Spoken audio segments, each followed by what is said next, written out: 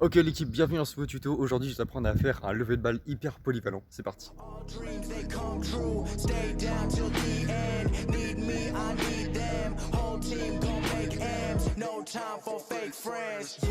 Too many people be calling my phone, but I never be picking it up. Got everyone that I need in my circle. I never be going and switching it up. Rocking with the people who been following me when I never thought it would have happened and I never got love. Now they wanna piggyback on everything I got. I never knew one from the bottom, but now I've had enough. Please stay away. Find a new hobby, cause you've been too close to my personal space. Don't make me call out your names, but I'll go there and you gonna make me put you in your place. I'm trying to put my whole crew in a wraith. Came a long way from that minimum wage. Funny how money be bringing out people who... Donc, comme je te dis, ce geste-là est assez polyvalent. Aujourd'hui, je vais essayer de te montrer 5 façons différentes de faire ce geste-là et donc 5 situations dans lesquelles tu vas pouvoir te servir de ce starter-là. Donc ça part du principe d'une louche, enfin un peu améliorée. Donc une louche, c'est tout simplement ça. Hop.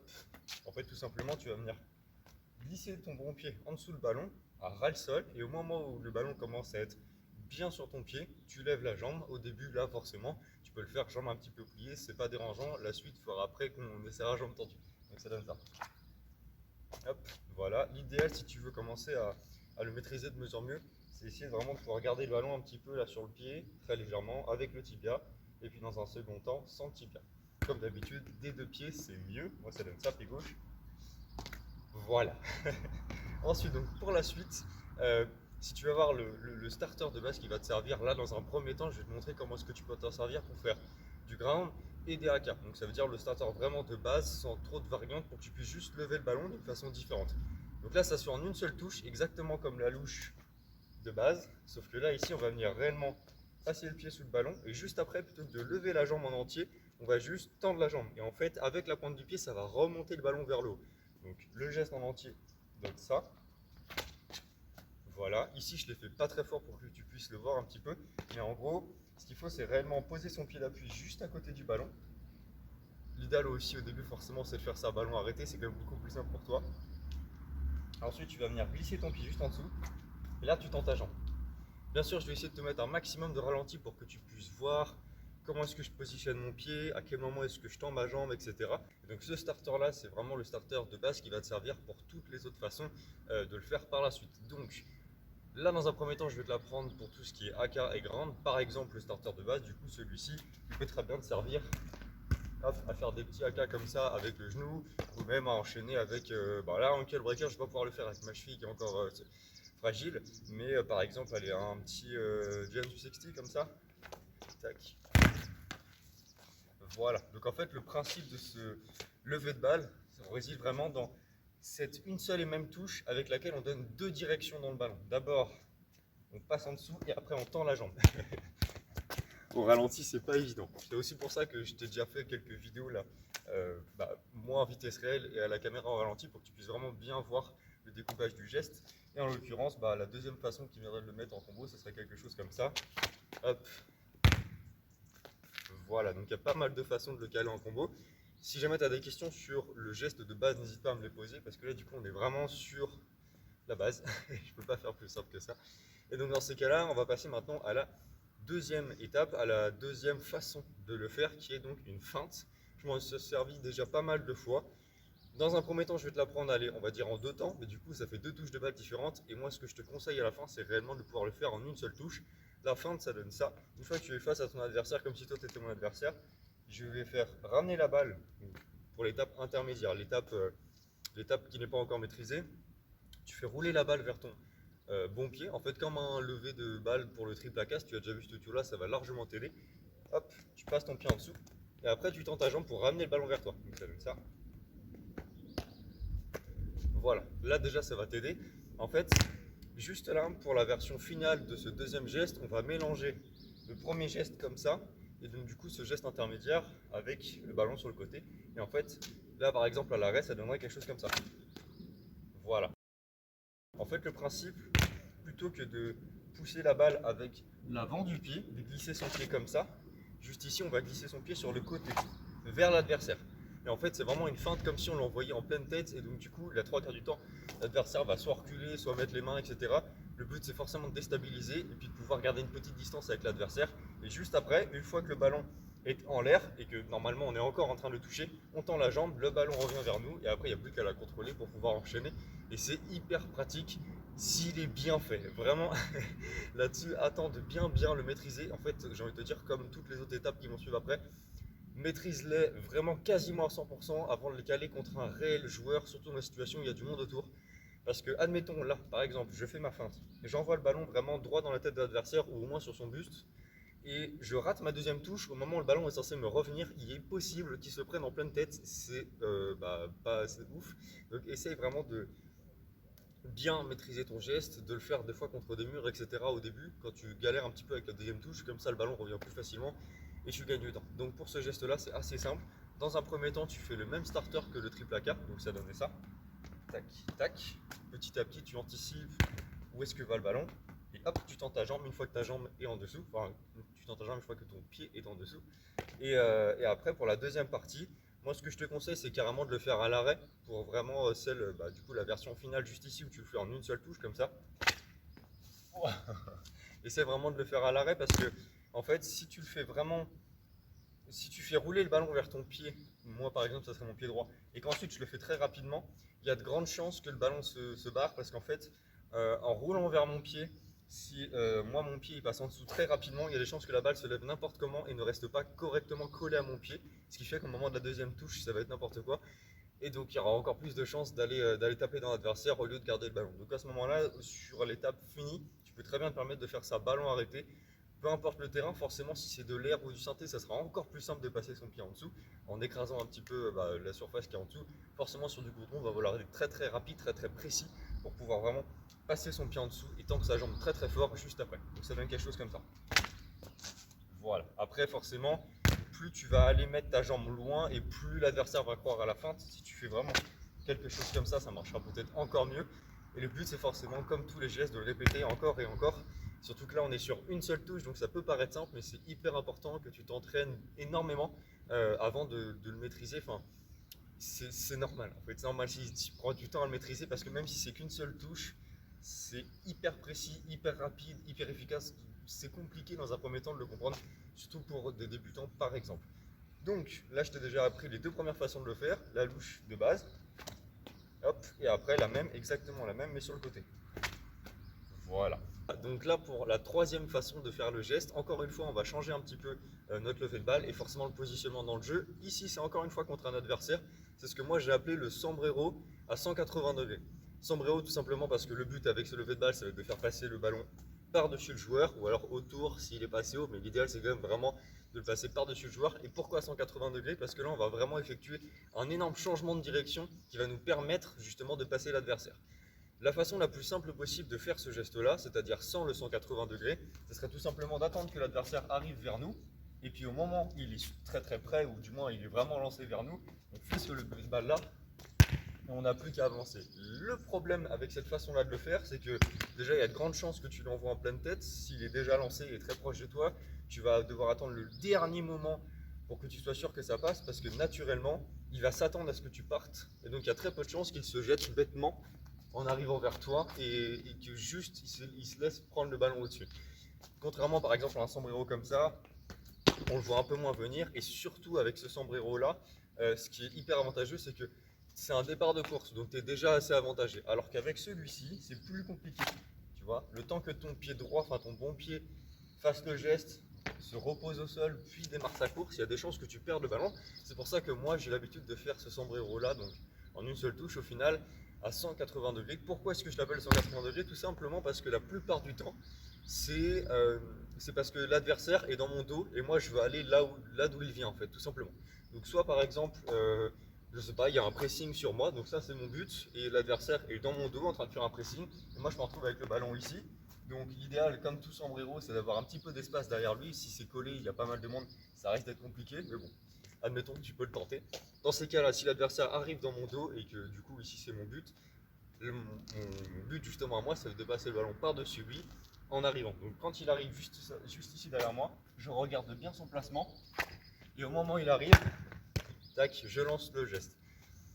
Juste ici, si je peux te donner un gros tips pour lancer le geste, regarde bien où il arrive, regarde bien où est-ce qu'il est, son placement, l'allure à laquelle il va. Si tu vois qu'il commence à décélérer, fais attention parce que forcément, enfin, il y a de grandes chances quand même qu'il décélère ici, il est vraiment proche de toi, mais fais attention à ce qu'il ne décélère pas trop parce que ça veut dire qu'il pourrait lui aussi changer de course et repartir dans la même direction que toi. Donc le but c'est quand même d'éviter le duel, et donc si tu arrives bien, normalement, au moment où il arrive et il te suit, tu changes de direction brutalement, le ballon se lève et normalement, si tu l'as bien fait dans le bon timing, tu récupères le ballon juste ici, l'adversaire est dépassé et là tu es face au jeu, donc c'est parfait. Donc pour ce qui est de ce geste-là, ce qu'il faut surtout comprendre, c'est que si c'est trop tard pour toi, si l'adversaire est trop proche de toi, il y a très peu de chances que ça marche. Soit tu vas le lancer et l'adversaire va se le prendre pareil, dans le buste ou même dans la tête, ou alors il va pas se le prendre, mais justement il va être proche de toi et donc il va pas aller très très vite et il aura le temps de repartir. Donc fais très attention. Il ne faut pas que tu le lances trop tôt parce que sinon il aura juste à s'arrêter et à réceptionner le ballon. Mais si tu le lances trop tard, c'est encore pire. Il vaut mieux que tu sois un petit peu trop en avance, quitte à ce qu'il y ait un duel après, plutôt que tu sois un petit peu trop en retard et que soit ils se prennent le ballon, dans ces cas-là, c'est vraiment con d'envoyer le ballon sur l'adversaire, ou alors carrément qu'ils puissent directement repartir dans la même direction que toi, et là du coup c'est carrément un autre duel. Donc pour ce qui est de ce geste-là, fais vraiment très attention au timing, c'est vraiment une question de placement pur. Une fois que tu maîtrises le lever de balle dans cette façon-là de le faire, alors juste ici, ce qu'il y a de spécifique à cette façon de lever le ballon, plus que sur le côté et de face, c'est réellement que le ballon est en mouvement. Là forcément ça a un gros changement, il faut faire hyper attention là-dessus. Donc moi la plupart du temps quand je le fais, le ballon va vers ma gauche, et moi ce que je veux c'est le changer de direction pour l'amener vers ma droite. Donc étant donné qu'il est déjà en mouvement, j'ai pas besoin, du moins la plupart du temps, j'ai pas besoin de l'accompagner au début. Par exemple là pour le deuxième de ce qu'on faisait, le deuxième au niveau de la feinte, on poussait sur le côté avant de tendre la jambe. Juste ici je pousse sur le côté. Pourquoi est-ce que je vais caler mon pied en dessous en poussant sur le côté pour lui donner de la force vers le côté et après je vais la remonter. Sauf que là ici sur cette troisième possibilité de le faire, donc sur le sombrero 180 degrés, tu n'as pas besoin en fait réellement de pousser dans cette direction avant de l'emmener sur ta droite parce que le ballon est déjà en route et c'est hyper important à comprendre ça là-dessus. Fais hyper attention. Prends bien en compte le fait que le ballon roule et dans ces cas-là, ne positionne pas ton pied par exemple si la balle roule ici à faire quelque chose comme ça parce que du coup c'est souvent ce qui se passe. C'est très compliqué quand le ballon roule déjà de le booster, donc l'amener encore plus dans cette direction là et après de passer le pied, c'est assez compliqué. Donc la plupart du temps moi ce que je fais c'est que je positionne directement mon pied au bon endroit. Donc qu'est-ce que j'entends par positionner mon pied au bon endroit? C'est hyper simple. Au moment où le ballon roule, j'anticipe sa trajectoire. En général le ballon roule collé au sol, il faut éviter les fourbons et forcément une ligne droite sans trop d'effets compliqués.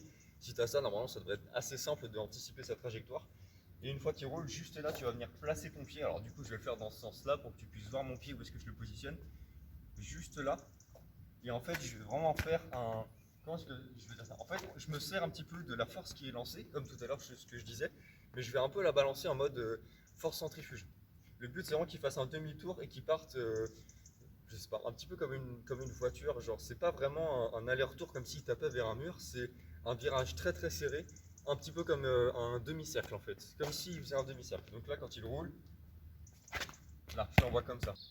Donc là comme tu as pu le voir au ralenti, c'est vraiment un demi-cercle au niveau du ballon. En fait on se sert déjà de la force dans laquelle il roule pour l'envoyer dans l'autre direction, et le but après au niveau des appuis, c'est vraiment de bien ancrer son mauvais pied dans le sol, lancer le geste et pour repartir immédiatement dans l'autre sens pour justement feinter l'adversaire, et qu'en fait en termes de...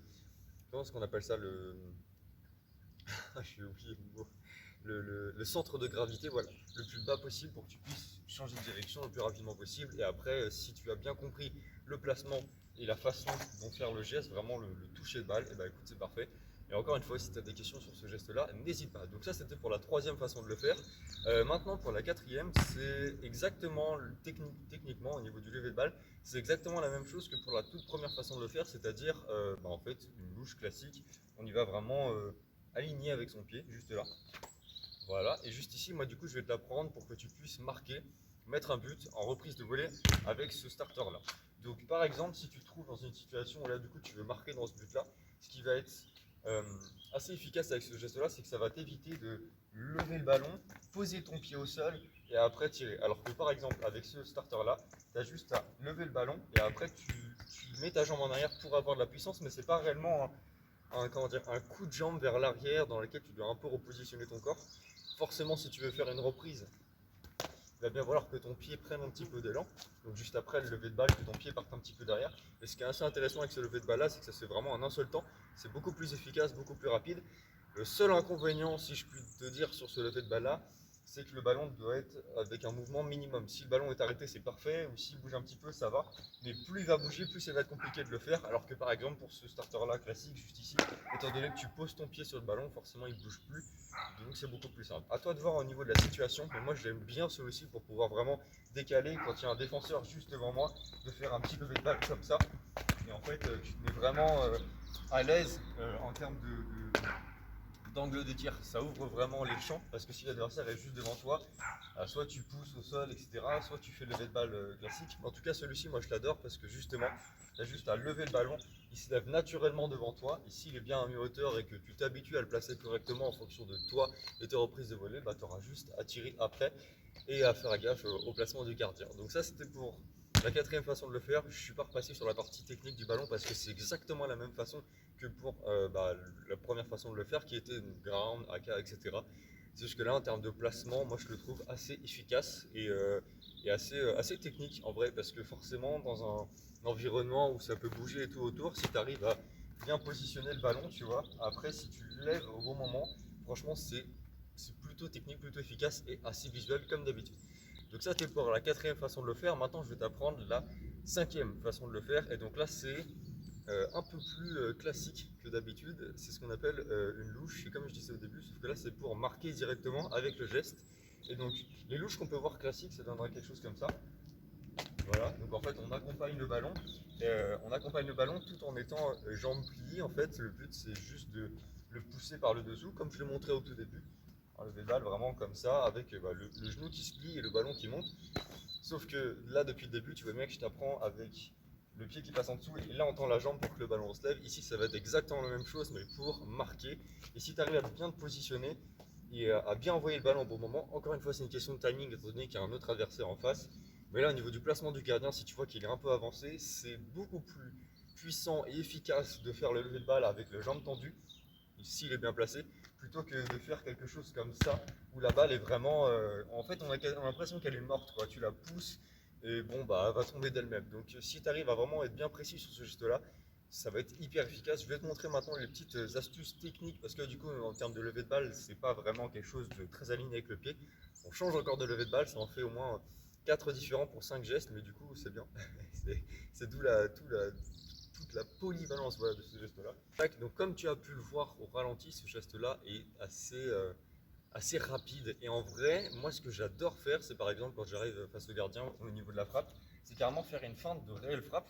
Donc vraiment comme si j'allais faire une vraie frappe, et au dernier moment, je penche réellement mon corps en arrière, et là du coup, si je me débrouille bien, j'arrive à faire la bonne touche pour pouvoir l'envoyer directement dans le but, mais vraiment en lob. Et du coup là c'est vraiment un lob, c'est un lob puissant. En fait je sais pas comment dire ça, il y a vraiment un effet dans l'angle qui fait qu'il va monter très vite.